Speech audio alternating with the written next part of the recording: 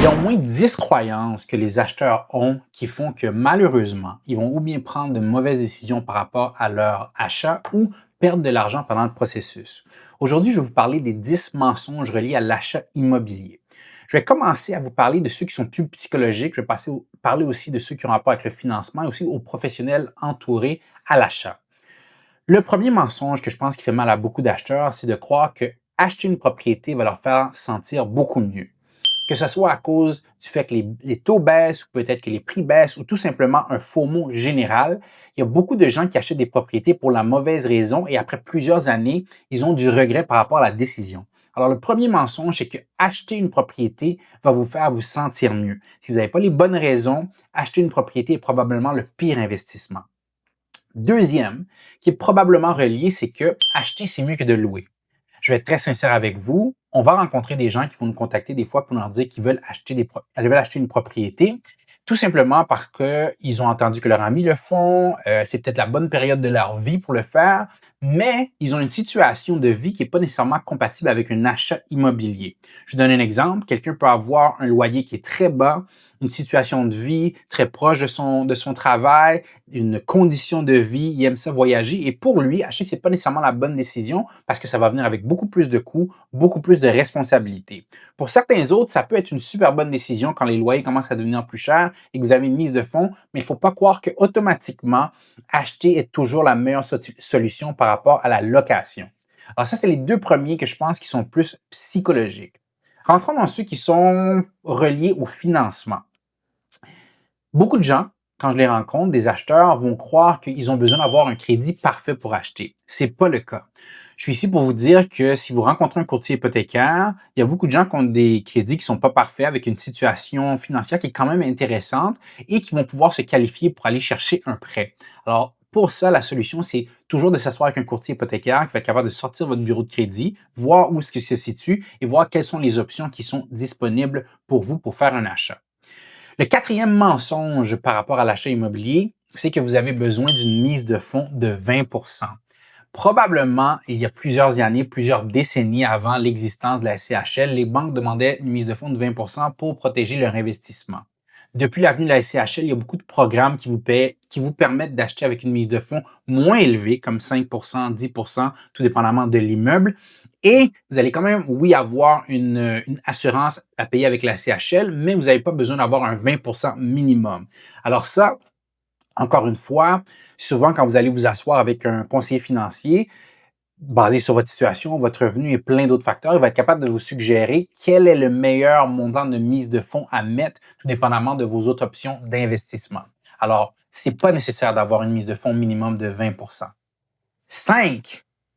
Beaucoup de gens sont super loyaux avec leur institution financière. Je suis ici pour vous dire que c'est un mensonge de croire que vous devez avoir une hypothèque avec la banque qui a le reste de vos actifs ou avec laquelle vous faites affaire pour vos activités bancaires habituelles.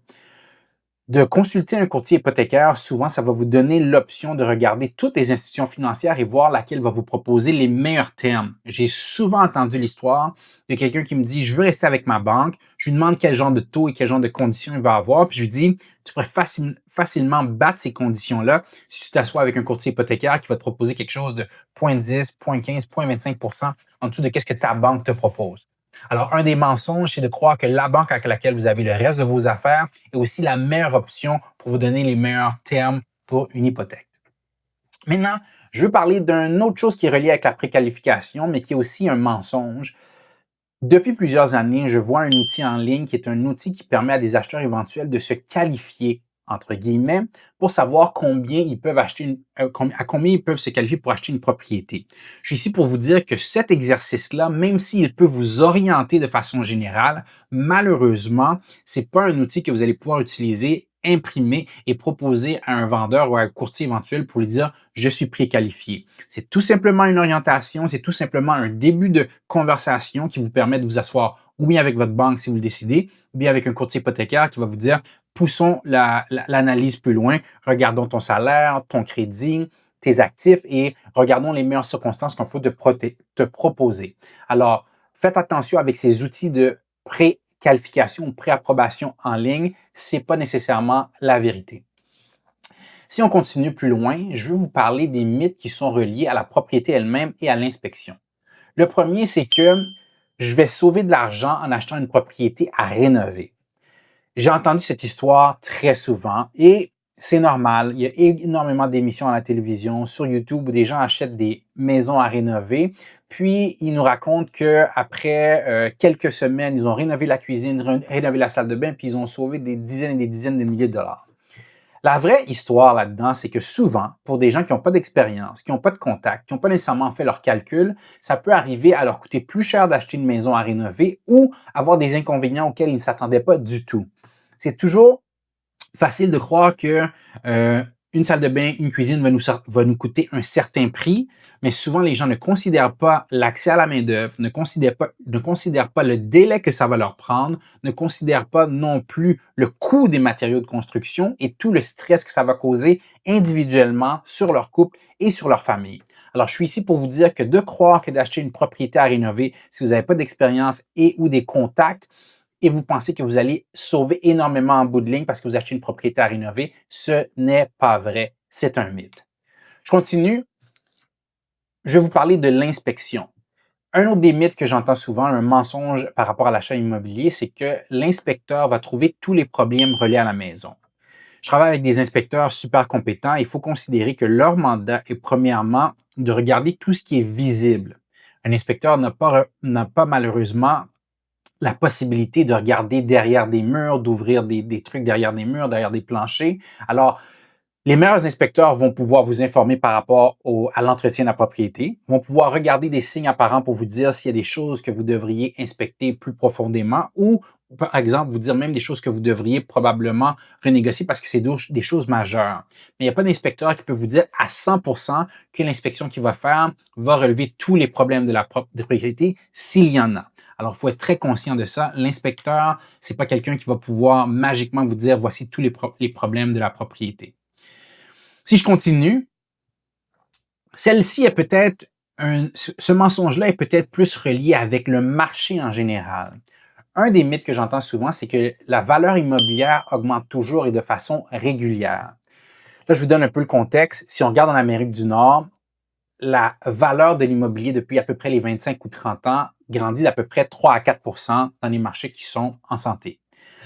Ça ne veut pas dire que pour la propriété, pour le secteur que vous achetez, pour les circonstances que vous achetez, ça va être la même croissance. L'immobilier, ça grandit et ça perd de la croissance par cycle. On peut avoir une période où l'immobilier grandit de 8 et à cause d'une situation qui est reliée à un secteur ou à un marché ou à l'emploi ou la situation économique, on va perdre de la valeur, 1 ou 2 ou 3 et on va se rattraper éventuellement.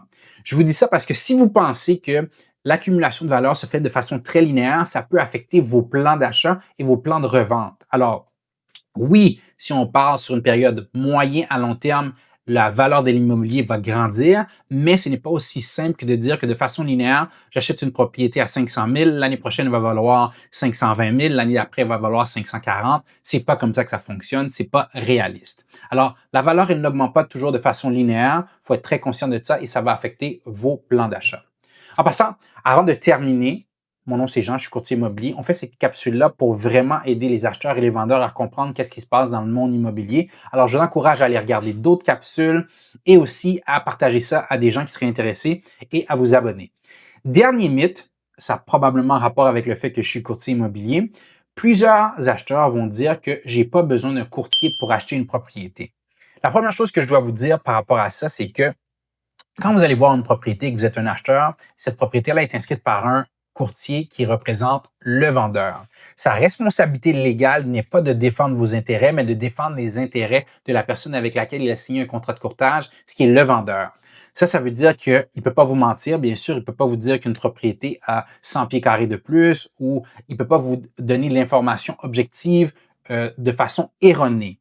Par contre, il n'a aucune responsabilité de défendre vos intérêts. Il ne peut pas parler nécessairement de comparable avec vous. Il ne peut pas parler de valeur de la propriété. Il ne peut pas parler de conditions que vous devriez proposer au vendeur, ni de prix. Alors, il faut considérer que quand vous entrez dans cette situation-là et vous dites, moi, je veux négocier directement avec le courtier du vendeur, vous ouvrez à la possibilité que cette personne-là n'ait aucun intérêt pour défendre vos intérêts, alors vous entrez là-dedans. Alors, si vous n'avez pas, si vous me dites pas, si vous n'êtes pas capable de me dire que vous avez acheté 3, 4, 5 propriétés puis vous connaissez exactement le monde de l'immobilier, je vous dirais que la meilleure chose de faire, c'est de rencontrer un courtier qui représente des acheteurs, à qui vous faites confiance, qui est capable de vous parler de la valeur des propriétés, les conditions qui entourent cette propriété-là. Est-ce qu'il faut faire un test de pyrite? Est-ce qu'il faut demander une inspection plus poussée? Est-ce qu'il faut parler de la motivation des vendeurs pour voir s'il faut avoir un meilleur prix? Il faut vous assurer que dans cette transaction-là, qui peut représenter 500 000